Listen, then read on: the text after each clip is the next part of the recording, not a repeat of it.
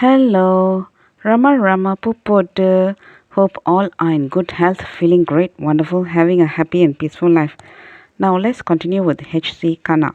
On that fateful night, after the event had taken place, Bhagwan's body was placed in the new hall for devotees to have darshan of it. I ran to the town to get a big garland to be put around my master's body.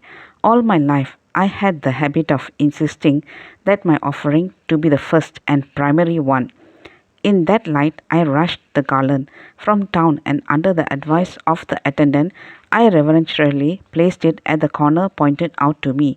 The attendant assured me that when the next morning garlands were offered, mine would be the first one.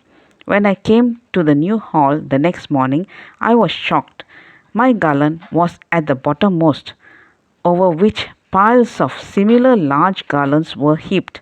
I intently prayed to Bhagavan. Bhagavan, you have always fulfilled my inner prayers to my fullest satisfaction when you glowed lustrously in the body. Now I pray, please fulfill this simple prayer of mine. My garland should be the first to adorn your body. After a pause, he added, at the appropriate time, an attendant carried them all. Lo, what grace!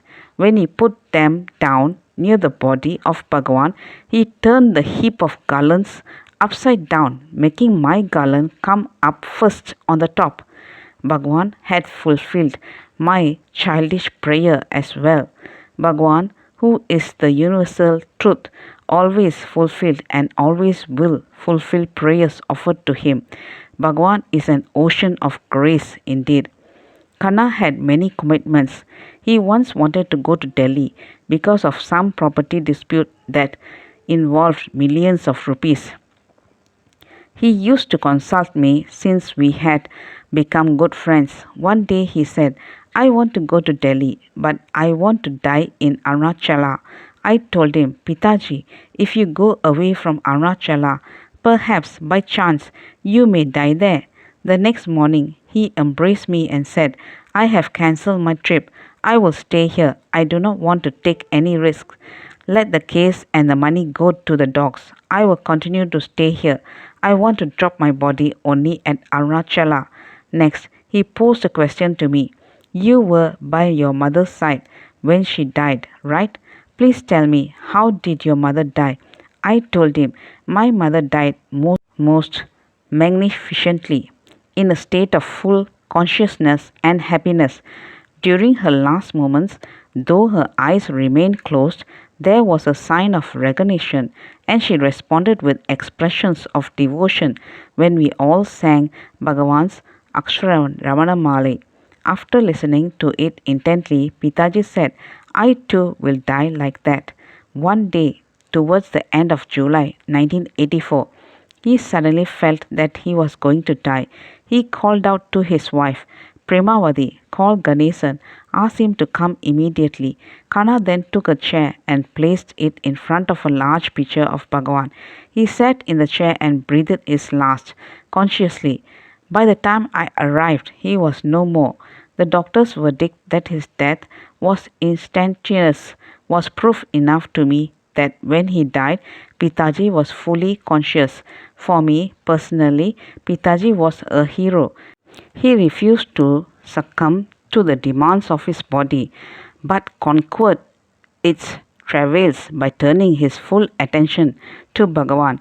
He had such implicit faith in Bhagavan that the Master absorbed him in full consciousness. I strongly felt that though he was a family man, Pitaji's body had every right to be interred within the ashram grounds.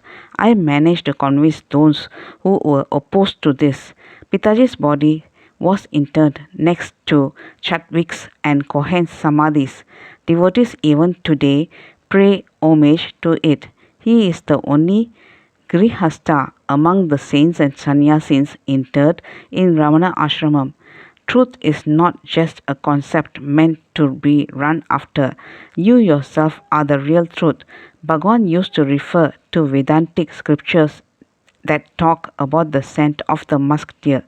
The deer is unaware that the scent comes from its own body and therefore runs in search of this wonderful fragrance. Some of these deer, it is said, run themselves to death in search of this wonderful fragrance. Why should we, like the musk deer, run after the truth? We are the truth. Why move out? Let us remain as the truth within the heart. With Bhagavan's grace, Arunachala will absorb us. Remaining in the truth is being absorbed in Arunachala. Once Bhagavan was asked who was a Dhira. Bhagavan replied, one who knows who he is. Dhira literally means courageous. To remain as the truth is the highest form of valor and courage. All of Bhagavan's old devotees had this quality. We have to share the lives of these devotees to remind ourselves that we are also always only Dhiras. This state of absorption takes place all the time in the now. We have come to Arunachala in order to merge with Arunachala. Bhagavan referred to this as Aikyam, Akikol. Bhagavan was not praying just for his mother when he said, absorb her into yourself. He was praying for each one of us. We have to wake up. This is our wake up call. Let us not run in vain after the truth like the musk deer. Let us understand the truth is within us. That state of realization is absorption. It is also Arunachala. Bhagavan said of Arunachala, heart, thy name is Arunachala. This heart, the core of our being, is Arunachala. Plunging within and staying in oneself is being absorbed in Arunachala. This state does not take place in space or time. It is the eternal now, the now which we are eternally in. That's all, folks. Let's continue the next chapter. Thank you. Bye bye. Rama Rama Pupoda.